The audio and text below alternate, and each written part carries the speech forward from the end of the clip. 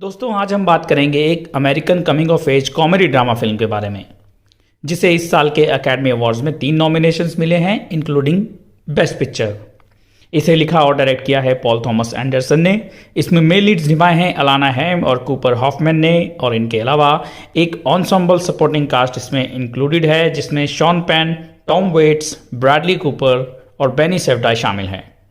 आज मैं आपको इसकी पूरी कहानी डिटेल में समझाऊंगा जिससे आप इस रियल अमेरिकन कैरेक्टर्स और इवेंट्स के इर्द गिर्द घूमती फिक्शनल कहानी के जरिए पॉल के नए रूप को समझ पाएंगे।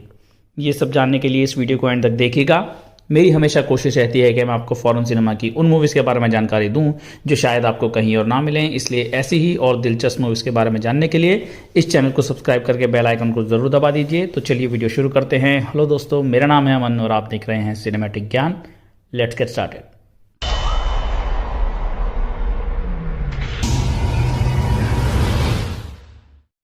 1973 सैन फर्नांडो वैली, यहां से ये कहानी शुरू होती है। एक हाई स्कूल में पिक्चर डे मनाया जा रहा है। 15 साल का चाइल्ड एक्टर गैरी वैलेंटाइन अपनी फोटो की तैयारी कर रहा है। एक 25 साल की लड़की सबको कोम और मिरर के लिए पूछ रही है और फ्रस्ट्रेटेड है। उसका नाम है अलाना केन जो कि फोटोग्राफर की असिस्टेंट है। गैरी उसके पास पहुंच के उससे फ्लर्ट करना शुरू कर देता है और फौरन उससे साथ में डिनर पर चलने के लिए कहता है। वो फिल्म में किए गए अपने पुराने रोल्स के जरिए अलाना को इम्प्रेस करने की कोशिश करता है। अलाना हंसते हुए कहती है कि मैं एक 15 साल के बच्चे के साथ डेट पे नहीं जाना चाहती, पर स्टिल वो उससे बातें करना कंटिन्यू रखती है। बातों बातों में वो उसे बता देता है कि वो आज और हर थर्सडे डिनर के लिए टेलो कॉक रेस्टोरेंट जाता है। वो जाने से मना करती है, लेकिन गैरी फिर भी उसे अपने प्लान्स बताता रहता है और कहता है इसे डेट मत समझना, बस हेलो कहने आ जाना। वो उसे बता देता है कि वो शर्मन ओक्स में रहता है। अलाना उसे सरकास्टिकली अपने कलीग से मिलाती है और अपनी एज बता देती है।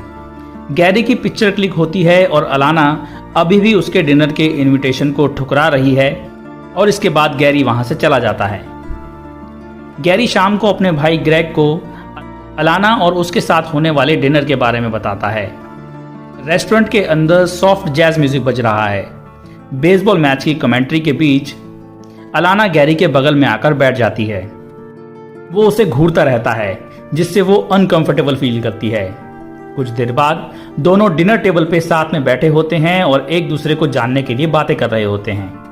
गैरी अपने प्रोफेशन की बड़ाई करके फिर से अलाना को इम्प्रेस करने की कोशिश करता है जिसे वो हंस के टाल देती है और उसके पेरेंट्स के बारे में पूछती है। वो फिर से एक कहानी बनाता है जिसपे अलाना को बिल्कुल यकीन नहीं होता, लेकिन फिर वो सच बता देता है कि उसकी माँ टेलो कॉक और चैडनी रेस्टोरेंट के लिए पीआर का काम करती है। वो उसे नेक्स्ट टाइम एक जापानीज रेस्टोरेंट ले जाने के लिए कहता है और उसका कॉन्फिडेंस देख के अलाना फिर से हंसने लगती है। डिनर के बाद गैरी उसका फोन नंबर ले लेता है। वो कहती है हम बॉयफ्रेंड गर्लफ्रेंड नहीं हैं, इसलिए मुझे ज्यादा कॉल मत करना। घर पहुंच के अलाना का फादर देर से आने के लिए उसे बातें सुनाता है। उसके कपड़े देख के उसकी बहनों को शक होता है कि शायद वो डेट पर गई थी। इधर गैरी की माँ एक कपल रेस्टोरेंट ओनर से मिलके उनके नए जापानीज रेस्टोरेंट मिकाडो की न्यूज़पेपर ऐड के बारे में डिस्कस करती है और बाद में वो गैरी को बताती है कि वो उसे द जेरी बेस्ट शो के लिए शैपरन बनके न्यूयॉर्क नहीं ले जा सकती। पर गैरी निराश नहीं है। वो अलाना को अपने साथ ले जाता है। वहां उसके पुराने शो अंडर द रूफ का पीआर शो होता है। वहीं गैरी का कलीग लैंस अलाना से मिलता है और न्यूयॉर्क से आने के बाद दोनों डेट करने लगते हैं। एक खराब ऑडिशन से वापस आने के बाद गैरी उन्हें देखता है और वो जेलस फील करता है।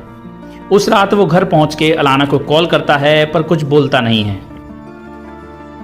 अलाना लैंस को अपने फैमिली शबात डिनर के लिए इनवाइट करती है जो कि जूइश फैमिली का एक ट्रेडिशनल एस्पेक्ट होता है। वो यहाँ ब्लेसिंग करने से मना कर देता है क्योंकि वो है तो जूइश, लेकिन अब वो एथियस्ट बन चुका है। अलाना के फादर को यह बात बिल्कुल पसंद नहीं आती। अलाना बाहर जाकर लैंस पर चिल्लाती है और दोनों का ब्रेकअप हो जाता है। फिर वो अंदर जाकर सभी फैमिली वालों पर गुस्सा होती है। नेक्स्ट डे हम देखते हैं कि गैरी को एक विग हाउस में एक वाटर बेड रखा हुआ दिखाई देता है जिसका मैट्रेस असल में पानी से भरा हुआ होता है।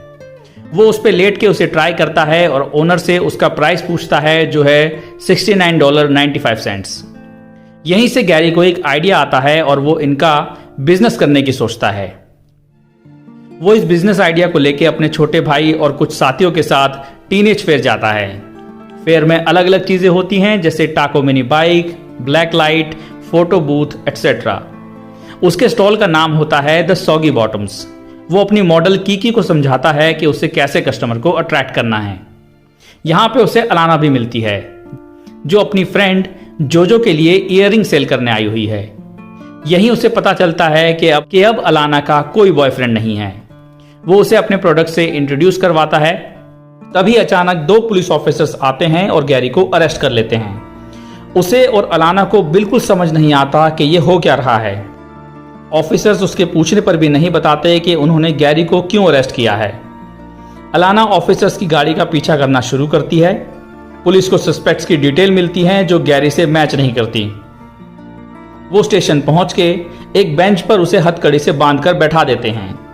तभी उन्हें असली कल्प्रिट मिल जाता है। अलाना पुलिस स्टेशन पहुंच जाती है और गैरी को छोड़ दिया जाता है। अलाना समेत सभी गाड़ी में वापस जा रहे होते हैं और उनके स्टॉल के नाम सॉगी बॉटम्स का मजाक उड़ा रहे होते हैं कि ये ऐसा लगता है जैसे समवन शिट देयर पैंट्स। सभी हंसने लगते हैं। यहीं से शुरू होती है उनकी बिजनेस पार्टनरशिप और वो वाटर बैट्स के लिए एक एडवर्टाइजमेंट रिकॉर्ड करवाते हैं और इस प्रोडक्ट को इनर स्प्रिंग के बाद की ग्रेटेस्ट इन्वेंशन बताते हैं। वो खुद को वाटर बैट्स का लार्जेस्ट मैन्युफैक्चरर बताते हैं और नाम रखते हैं फैट बर्नीज। उनका बिजनेस रफ्तार पकड़ता है और दोनों काफी वक्त साथ बिताते हैं। गैरी और अलाना फिर दोबारा से उसी रेस्टोरेंट ओनर यानी कि जेरी से मिलते हैं जिसने दूसरी शादी कर ली है। गैरी चाहता है कि वो फैट बर्नीज की एडवर्टाइजमेंट अपने रेस्टोरेंट में करे, लेकिन जेरी रिस्पेक्टफुल तरीके से इसे नकार देता है क्योंकि ये कहीं भी उसके बिजनेस की थीम से मैच नहीं करता। इधर ऑफिस में अलाना एक कस्टमर से फोन पे बात करके उसे बेड लेने के लिए कन्विंस कर रही होती है। गैरी उसे बार बार कहता है मेक इट सेक्सियर। जैसे ही वो कस्टमर कॉल कट करने वाला होता है, अलाना बात घुमा देती है और उससे पूछती है कि क्या वो बेड इंस्टॉल करने के लिए उसके यहाँ आ सकती है। ये सुन के कस्टमर फिर से इंटरेस्टेड नजर आने लगता है और फौरन ट्रायल के लिए मान जाता है।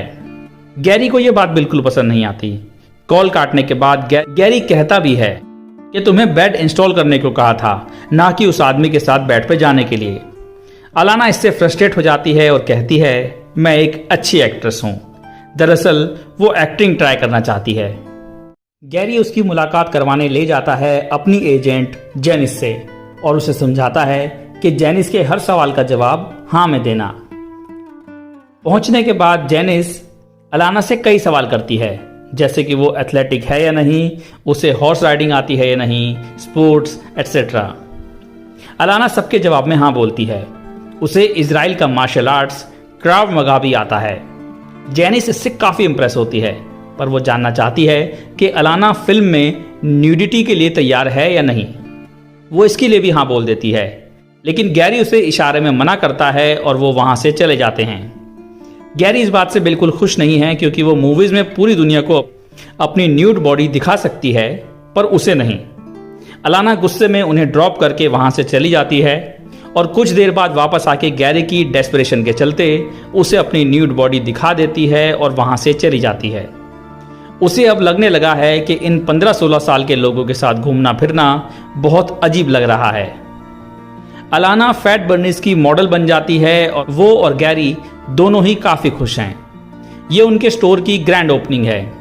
बहुत से लोग वाटर बेड पर लेट के उसके कंफर्ट को ट्राई कर रहे हैं। गैरी यहाँ समझाता है कि ये बेड्स एक रिवर बोट की तरह हैं, जिसे सबसे बेहतरीन अरेबियन वाइनल से बनाया गया है और ये भी कि इसे वर्स्ट कंडीशंस में टेस्ट भी किया गया है। यहीं वो सू पोमरार्ड्स नाम की एक क्यूट लड़की से मिलता है। वो उसे फैट बर्नीज का पर्सनल किंग साइज मैट्रेस दिखाता है जिसमें हीटर, हेडबोर्ड, साइड एस्ट्रेस और लैम्प फिक्चर्स भी हैं। वो ये भी बताता है कि इसका पानी इतना ठंडा है कि ये जलेगा भी नहीं। इधर अलाना वहां आने वालों को वेलकम कर रही होती है, जो गैरी और सू को साथ में देखकर जेलस फील करने लगती है। वो दोनों के पास पहुंच जाती है। गैरी उन्हें इंट्रोड्यूस करवाता है। वहां एक ऑकवर्ड सिचुएशन क्रिएट हो जाती है और सू को लगता है कि वो गैरी की गर्लफ्रेंड है, लेकिन गैरी समझाता है कि वो उसकी गर्लफ्रेंड नहीं है, वो बस उसकी एम्प्लॉय है। वो दोनों वहां से चले जाते हैं। नशे में अलाना उन्हें देखने जाती है और उन्हें किस करते हुए देख के गुस्से में वहां से उन्हीं मॉडलिंग वाले कपड़ों में अपने घर चली जाती है। फिर हम देखते हैं कि जेनिस के जरिए अलाना को एक्टिंग का एक मौका मिलता है फेमस एक्टर जैक होल्डन के साथ। वो उसके पास जाके ऑडिशन देती है और पार्ट के लिए सिलेक्ट भी हो जाती है। ये सब हुआ हॉर्स राइड आने और पोर्टुगीज बोलने के प्रेफरेंस की वजह से। मिस्टर होल्डन उसे अपने साथ डिनर के लिए ले जाता है। वहां पर थोड़ी पास्ट की अजीब बातें करने के बाद जैक को उसका पुराना दोस्त और फिल्म डायरेक्टर रैक्स ब्लाउ मिलता है। दोनों नशे में होते हैं और एक दूसरे को देख के काफी खुश भी होते हैं। तभी इसी जगह में एंट्री होती है गैरी और उसके साथियों की, जो अलाना को किसी और के साथ देख के फिर से जेलस फील कर रहा है। रैक्स होल्डन के साथ फिर से अपनी पुरानी फिल्म के 650 सीसी बाइक वाले सीन को रिक्रिएट करने की तैयारी के लिए बाहर चला जाता है। अलाना गैरी को देखने के बाद मिस्टर होल्डन के और करीब जाने की कोशिश करती है, लेकिन वो अपनी फिल्म ब्रिजेस ऑफ टोकोसान के डायलॉग्स बोलता रहता है और अलाना की सुनता ही नहीं है। इतने में रैक्स वापस आता है और वहां मौजूद सभी लोगों से कहता है कि वो फिर से टोकोसान का सीन रिक्रिएट करने वाले हैं और चीयर करते हुए क्राउड उनके साथ बाहर चला जाता है। होल्डन अलाना को अपने साथ बाइक पर बैठा कर लाता है। यहाँ रैक्स और होल्डन बिल्कुल ऐसे प्रिटेंड करते हैं जैसे असली शूटिंग चल रही हो। क्राउड पूरे उत्साह में होता है। बाइक चलने से पहले अलाना होल्डन से पूछती है, क्या तुम्हें मेरा असली नाम याद भी है? पर होल्डन उसे अनसुना करके बाइक को रेस देता है और आगे निकल जाता है, लेकिन अलाना वहीं बाइक से गिर जाती है। गैरी फौरन उसकी मदद के लिए पहुंचता है। वो उसे उठाता है और दोनों वहां से निकल जाते हैं। अगली सुबह उन्हें फ्यूल क्राइसिस की खबर मिलती है। इस वक्त हुआ यह था कि अरब कंट्रीज ऑयल को एक पॉलिटिकल वेपन की तरह इस्तेमाल कर रही थी और इस दौर में उन्होंने ये फैसला लिया कि वो तब तक ऑयल प्रोडक्शन को हर महीने 5% से गिराएंगे जब तक इजरायलीज ऑक्यूपाइड टेरिटरी को छोड़ नहीं देते, और अगर अरब कंट्रीज ये जारी रखेंगी तो ये हर साल प्रोडक्शन को 50% तक कम कर देंगे।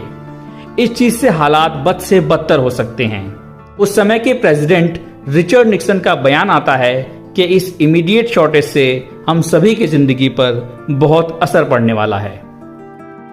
यह सब सुन के अलाना को एक बात समझ में आ जाती है कि बैट्स विनाइल से बनते हैं और विनाइल बनता है फ्यूल से। गैरी को इस चीज का बिल्कुल आइडिया नहीं था, क्योंकि उसे लगता था कि यह कोई साइंटिफिक फैब्रिक है। फ्यूल में आई कमी से पूरा देश परेशान होता है, जिससे ये लोग भी अछूते नहीं रहते। इनका बिजनेस पूरी तरह से फेल हो जाता है। फिर हम देखते हैं कि गैरी और उसकी टीम ट्रक से एक आखिरी वाटर बेड की डिलीवरी लेके famous film producer Jon Peters के घर पहुंचते हैं, जो अपनी गर्लफ्रेंड बाबरा स्ट्राइसैंड के साथ फिल्म देखने जाने वाला है। पर जाने से पहले वो गैरी को धमकी दे के जाता है कि अगर इस प्रोसेस में उसके घर को कुछ भी नुकसान पहुंचा तो वो गैरी और उसके परिवार को मार डालेगा। उसे धमका के वो अपनी फरारी लेके वहां से निकल जाता है। ग्रेग नीचे से पानी चालू करता है और अलाना और गैरी उसका बेड फिल करना शुरू करते हैं। बेड फिल होने के बाद गैरी उस चलते हुए पाइप को उसके कमरे में ही छोड़ देता है और अलाना को लेके वहां से निकल जाता है। वो लोग ट्रक में जॉन की कई बातों को लेकर मजाक उड़ा ही रहे होते हैं कि उन्हें सामने से जॉन आता हुआ दिखाई देता है, जिसकी गाड़ी का फ्यूल खत्म हो चुका है। वो घबरा जाते हैं क्योंकि जॉन ट्रक में आके बैठ जाता है और उनसे वापस उसके घर जाने के लिए कहता है। वहां पहुंच के वो अपने गैरेज से एक फ्यूल कैन लेता है और वापस अपनी गाड़ी के पास चलने के लिए कहता है। वो फिर से पूछता है कि तुमने मेरे घर को तो कुछ नहीं किया ना। वापस जाते वक्त जॉन अलाना से उसके परिवार के बारे में सवाल करता है और उससे फ्लर्ट करने लगता है। वो गाड़ी तक पहुंचते हैं और ठोकने से बचने के लिए जॉन अलाना के साथ मिलकर ट्रक को उसकी फेरारी के पास से निकालता है। फिर वो पहुंचते हैं एक गैस स्टेशन पर, जहां जॉन अकड़ दिखाता है और अपना लाइटर जला के फ्यूल नोजल को उठा लेता है और एक कस्टमर को धमकाने लगता है। इसी वक्त का फ़ायदा उठाकर वो लोग ट्रक लेके वहाँ से निकल जाते हैं। जॉन की फेरारी के पास पहुँच के ट्रक का इंजन बंद हो जाता है। गैरी ट्रक से उतर के जॉन की फेरारी का फ्रंट ग्लास तोड़ देता है और तभी अलाना को पता चलता है कि उनके ट्रक में फ्यूल खत्म होने वाला है। गैरी ट्रक को धक्का लगाता है और अलाना बहुत ही खूबी से ट्रक को रिवर्स गियर में ड्राइव करके गैस स्टेशन के पास तक पहुंचा देती है। अलाना सड़क किनारे बैठी होती है। बाकी सब फ्यूल लेके आते हैं और अलाना के पीछे जॉन तोड़फोड़ कर रहा होता है, जो दो लड़कियों को आते देखकर शांत हो जाता है और उनसे फ्लर्ट करने लगता है। वहीं अलाना को नजर आता है मेयर कैंडिडेट जोएल वैक्स का एक पोस्टर। यहीं से उसे गैरी से अलग अपनी जिंदगी को डायरेक्शन देने का एक रास्ता नजर आता है। वो अपने स्कूलमेट ब्रायन को कॉल करती है, जो वैक्स के मेयोरल कैंपेन का ऑलरेडी एक हिस्सा है। वो उससे वॉलंटियर करने के लिए पूछती है, जिसके लिए ब्रायन खुशी खुशी मान जाता है। अगले दिन वो उनके ऑफिस पहुंचती है, जहां ब्रायन कैंपेन में उसका स्वागत करता है एज द न्यूएस्ट वॉलंटियर। सब बिजी होते हैं, इसलिए वो दूर से ही सबकी पहचान करवा देता है और उसे काम समझाता है।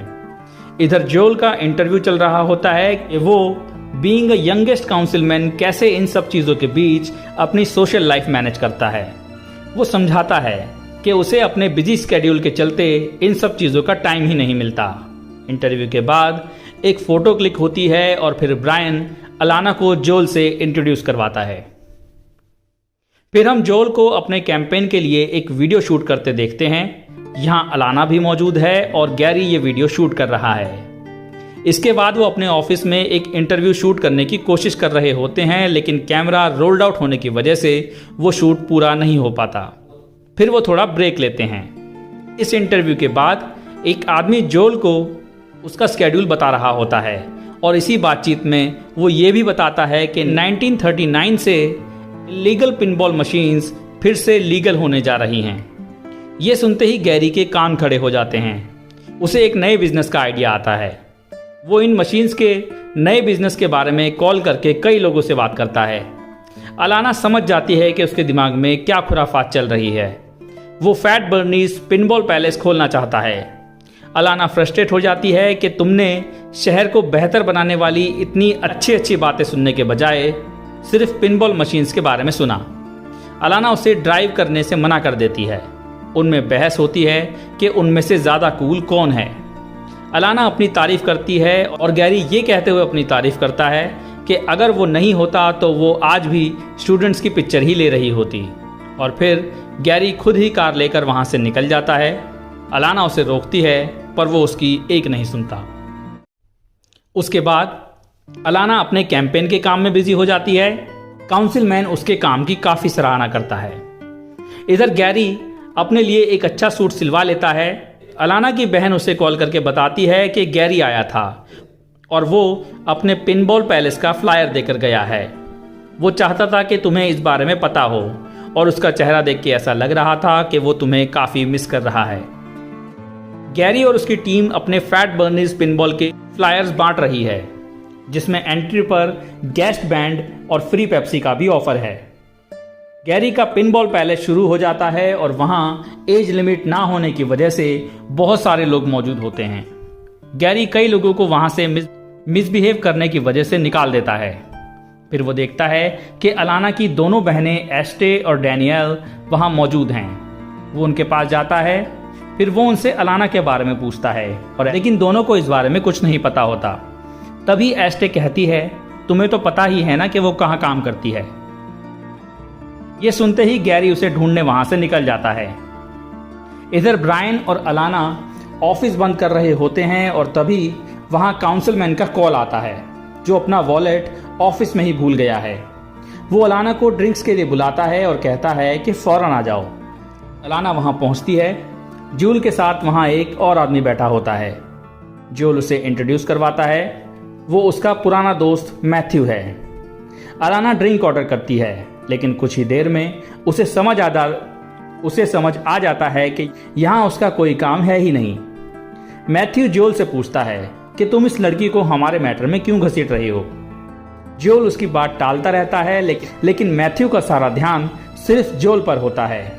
वो कहता है कि मैं अपसेट हूँ क्योंकि यहाँ हमारी बात तो हो ही नहीं रही। जोल उसे बताता है कि उसके पास बिल्कुल टाइम नहीं होता, वो काफ़ी चीज़ों में बिजी रहता है, इसलिए हम इस बारे में बाद में बात करेंगे। दरअसल मैथ्यू जोल का बॉयफ्रेंड है, जिसे जोल अभी एक्सेप्ट नहीं कर रहा। वो चाहता है कि अलाना मैथ्यू को घर छोड़ने उसके साथ जाए। बाहर जाके मैथ्यू रोता है और अलाना का शुक्रिया अदा करते हुए कहता है, Alana you are very sweet. फिर वो पूछता है, do you have a boyfriend? Alana yes and no कहकर ये जाहिर करती है कि वो श्योर नहीं है। फिर वो पूछता है, क्या वो भी इसी की तरह अजीब हरकतें करता है? अलाना उससे अग्री करती है। दोनों गले लगते हैं और मैथ्यू कहता है, you have a very powerful feeling. और इतना कहते ही मैथ्यू वहाँ से चला जाता है। उसके जाने के बाद अलाना गैरी के पिनबॉल स्टोर की तरफ भागती है। इधर गैरी भी अलाना के ऑफिस पहुंच जाता है, पर ऑफिस बंद हो चुका होता है। अलाना पिनबॉल पैलेस पहुंच के अपनी बहन से गैरी के बारे में पूछती है, पर उसे और कर्क दोनों को ही नहीं पता होता कि वो कहाँ गया है। वो भाग के टेलोकॉक रेस्टोरेंट जाती है और गैरी के बारे में पूछती है। गैरी वहाँ भी नहीं होता। दोनों अपनी अपनी जगह से निकलते हैं और जब वो लोग रास्ते में होते हैं तो उनकी नज़र एक दूसरे पर पड़ती है।